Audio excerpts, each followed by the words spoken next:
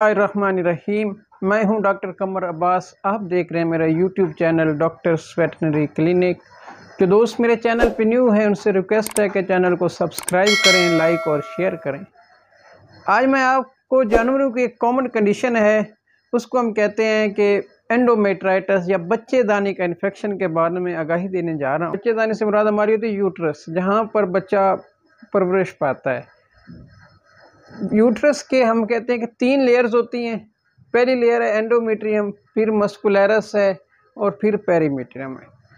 तो बच्चेदानी का जो इन्फेक्शन होता है, इसकी कितनी टाइप्स हैं, इसकी वजूहात क्या हैं, इसका इलाज क्या है और इसकी प्रिवेंशन क्या है, तो आज मैं आपको इसके बारे में आगाही देने जा रहा हूँ। एंडोमेट्राइटिस का मकसद मतलब ये होता है कि जानवर की जो एंडोमेट्रियम है बच्चेदानी की, उसमें सोजिश हो जाए, उसमें स्वेलिंग हो जाए, इसको कहते हैं एंडोमेट्राइटिस। एक और टर्म है मेट्राइटिस।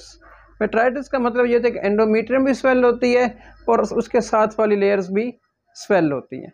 तो मेन 4 किस्म के जो इन्फेक्शन हैं बच्चेदानी के, वो जानवरों के अंदर होते हैं।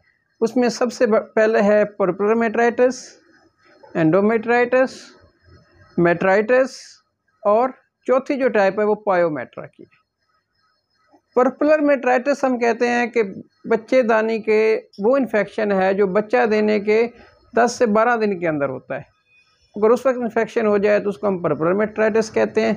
20 दिन के बाद उसमें हो जाए तो उसको हम एंडोमेट्राइटिस कहते हैं या मेट्राइटिस कहते हैं। और एक कंडीशन होती है पायोमेट्रा, वो बच्चेदानी के अंदर बहुत ज़्यादा पस भर जाती है, तो उसको हम उस कंडीशन को हम कहते हैं पायोमेट्रा। बेसिकली कंसेप्ट आपको बताने का मकसद ये है कि जैसे ही जानवर आपका प्रेग्नेंट होता है तो अल्लाह ताला ने बैरियर लगाया होता है सर्विक्स में, वहाँ से कोई जरासीम वगैरह एंटर नहीं हो सकते। लेकिन जैसे ही जानवर पार्चुरेट करता है, जानवर आपका बच्चा दे देता है, तो सर्विक्स का मुंह खुलता है और उसके ज़रिए बहुत सारे जरासीम जो हैं जानवर की बच्चेदानी के अंदर चले जाते हैं। कुदरत ने जानवर की बच्चेदानी का एक डिफेंस मैकेनिज़्म रखा है। जानवर का अपना जो इम्यून सिस्टम है वो बैक्टीरिया से फाइट करता है और वो क्लियर कर देता है। लेकिन अगर कोई इन्फेक्ट बहुत ज़्यादा मिकदार में जरासीम चले जाए, बच्चेदानी में मैनिपुलेशन हो जाए, तो फिर जो है इम्यून सिस्टम वीक हो जाता है और वहाँ पर बैक्टीरिया की मल्टीप्लिकेशन ज़्यादा हो जाती है और बच्चेदानी के अंदर इन्फेक्शन हो जाता है। तो जब हम बच्चेदानी के इन्फेक्शन एंडोमेट्राइटिस की काजेज़ की बात करते हैं तो हम कहते हैं कि अगर आपके ने बच्चे को खींचा है, डिस्टोक किया हुआ है, बहुत ज़्यादा खींचातानी करके बच्चा निकाला गया है, तो चांसेस हैं कि उसमें क्या हो जाएगी, यूट्राइन इन्फेक्शन हो जाएगा। RFM है, रिटेंशन ऑफ फीटल मेम्ब्रेन है, जेर रुक गई थी। जब जेर रुक गई थी तो फिर भी बच्चेदानी के अंदर इन्फेक्शन हो सकता है। ट्विंस बर्थ हैं, अगर आपके गाय भैंस ने 2 बच्चे दिए हैं तो उसमें भी चांसेस होते हैं कि उसमें जो है एंडोमेट्राइटिस के इन्फेक्शन हो सकता है। अगर आपके जानवर की अबॉर्शन हुई, उसने बच्चा फेंक दिया था, तब भी चांसेस हैं कि उसमें जो एंडोमेट्राइटिस है या बच्चेदानी का इन्फेक्शन है उसके चांसेस ज़्यादा हो जाते हैं। इसके अलावा अगर जब आपके जानवर का जो इम्यून सिस्टम है वो वीक है, जानवर आपका वीक था, नेगेटिव एनर्जी बैलेंस में था, स्ट्रेस कंडीशन में था, तो उस जानवर में भी जो एंडोमेट्राइटिस के चांसेस होते हैं, उस जानवर में बच्चेदानी के इन्फेक्शन के चांसेस काफ़ी ज़्यादा होते हैं। और फैक्टर जो है वो है अनसेंट्री काविंग कंडीशन। जहाँ पर जानवर बच्चा देता है उसमें सफाई सुथराई नहीं थी, बहुत ज़्यादा जरासीम का एंटर हो गया, उस वजह से भी जानवर के अंदर बच्चेदानी का इन्फेक्शन हो सकता है। ये तो थी एंडोमेट्राइटिस की वजूहात। इसमें कुछ बैक्टीरिया, नेगेटिव बैक्टीरिया इसमें इन्वॉल्व होते हैं, जैसा कि फूजोबैक्टीरियम नेक्रोफोरम है, बैक्टीराइड्स है, एक्टिनोमाइसिस है, कुछ केसेस में क्लोस्ट्रीडिया भी इन्वॉल्व हो जाता है, क्लोस्ट्रीडियम के होते हैं। तो ये जो जरासीम है ये सबब बन। एंडोमेट्राइटिस जो है इसको हम 2 किस्म में डिवाइड करते हैं, एक क्लिनिकल एंडोमेट्राइटिस और एक सब क्लिनिकल एंडोमेट्राइटिस होता है। क्लिनिकल एंडोमेट्राइटिस का मकसद है कि जब आपका जानवर बैठेगा तो वो बच्चेदानी के ज़रिए पीप जो है वो बाहर निकाल देगा। जो सब क्लिनिकल एंडोमेट्राइटिस है उसमें ये होता है कि जानवर जो है उसका म्यूकस साफ होता है, लेकिन जब आप उसका वाइट साइड टेस्ट करते हैं माइक्रोस्कोप के अंदर, तब आपको उसके अंदर WBC नज़र आते हैं। तो इसका मकसद ये होता है कि आपका जानवर जो है वो सब क्लिनिकल एंडोमेट्राइटिस में है। एंडोमेट्राइटिस की मज़ीद भी हम इसको क्लासीफाई करते हैं, 1st degree, 2nd degree, 3rd degree, accordingly हम उसको देखते हैं। जब एंडोमेट्राइटिस की जब अलामात की बात करते हैं तो जब आपका जानवर बैठता है तो वो म्यूकस फेंकता है और म्यूकस में क्या होती है, पस होती है। उसके अलावा आप जानवर रिपीट ब्रीडिंग होता है, ठहरता नहीं है। तो अक्सर बात ये होता है कि जो जानवर है वो स्ट्रेस में तो पूरे टाइम पे आ रहा है, लेकिन उसके जो बैठता उठते जो स्ट्रेस के वक्त म्यूकाइड उसका म्यूकस होता है या उसमें वाइट सेल्स होते हैं या पस होती है, तो ये एंडोमेट्राइटिस के अलावा। तो मेट्राइटिस के ट्रीटमेंट की बात करते हैं तो हमारी 4 गोल्स होती हैं। उसमें सबसे पहली गोल ये होती है कि आपने यूट्राइन कंट्रक्शन को बढ़ाना है ताकि जो उसके अंदर पीप है, उसके अंदर जो पस है वो निकल सके। दूसरी बात कि आपने जानवर के इम्यून सिस्टम को बेहतर करना है, ताकि जानवर का डिफेंस सिस्टम बेहतर होगा। जब डिफेंस सिस्टम बेहतर होगा तो आपका जानवर जो है बैक्टीरिया को अच्छी तरह केयर कर सकेगा।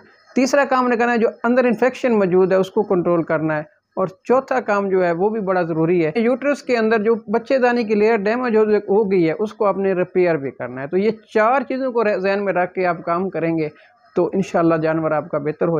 इंट्रायूट्राइन थेरेपी की बात कर लेते तो ये डिपेंड करता है स्टेज ऑफ एनिमल पे। एनिमल में कौन सी स्टेज पे इन्फेक्शन है, या जानवर को पार्चुरेशन बच्चा दिए हुए कितने दिन हो गए, तो उस बेस पे ज़्यादातर आप जो है एंटीबायोटिक का सिलेक्ट करते हैं। उसमें आप ओटीसी भी इस्तेमाल कर सकते हैं। इंट्रायूट्राइन की बात कर रहा हूँ, इम्यूनोग्लाइकोसाइड का भी इस्तेमाल आप कर सकते हैं, और समटाइम आप पेनिसिलिन का भी इस्तेमाल कर सकते हैं। इंट्रायूट्राइन के अलावा आपने दूसरा काम जो करना है वो पेरेंटल एंटीबायोटिक्स भी देनी है। मतलब आपने उसको इंजेक्शन के ज़रिए उसमें आप सेफलोस्पिरिन का इस्तेमाल कर सकते हैं, इम्यूनोग्लाइकोसाइड का इस्तेमाल कर सकते हैं। ये 2 प्रोंग अप्रोच करेंगे तो जानवर आपका जल्द बेहतर हो जाएगा। इसके अलावा इंट्रायूट्राइन पेसरीज आती हैं, इंट्रायूट्राइन इन्फ्यूजन्स आती हैं, सेफ्राडीन वगैरह, तो आप मेट्रिक्योर वगैरह आप वो भी इस्तेमाल कर सकते हैं, उससे भी जानवर का रिजल्ट बेहतर आता है। इसके अलावा आप कुछ हार्मोन्स का इस्तेमाल कर सकते हैं, ऑक्सीटोसिन का इस्तेमाल कर सकते हैं, वो ब्लड सर्कुलेशन को बढ़ा देगा। जब ब्लड सर्कुलेशन को बढ़ेगा तो इन्फेक्शन क्लियरेंस में हेल्प करता है। अगर कोई पायोमेट्रा का केस है तो उसमें आप प्रोस्टाग्लैंडिन का इस्तेमाल कर सकते हैं। इसके अलावा प्रिवेंशन क्या करनी है कि आप एंडोमेट्राइटिस हो ही ना, तो मैनेजमेंट में आपने जब ऐसा बुल सेलेक्ट करें जिसकी काविंग ईजी हो, जो आराम से जानवर आपका बच्चे का साइज़ इतना ना हो कि आपको डिस्टोकिया ना करना पड़े। जब आखिरी 2 महीनों में जानवर हो, तो जब लास्ट 2 मंथ के अंदर आपका जानवर होगा तो उसमें आपने जानवर की अच्छी न्यूट्रिशन देनी है, इसकी केयर बहुत ज़्यादा अच्छी करनी है।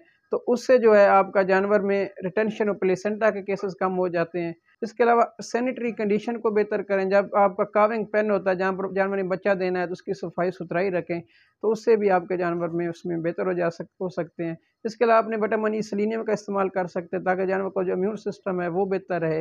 मैनेजमेंट को अच्छा करें, जानवर की स्ट्रेस को कम करें, सफाई सुथराई का ख्याल रखें, तो इससे आप एंडोमेट्राइटिस के केसेस बेहतर कर सकते हैं। इसके ये था एंडोमेट्राइटिस। परमेट्राइटिस पे एक अलहदा वीडियो बनाऊंगा इंशाल्लाह। उम्मीद करता हूँ कि ये वीडियो आपको पसंद होगी। मज़ीद वीडियो देखने के लिए देखते रहें डॉक्टर्स वेटनरी क्लिनिक।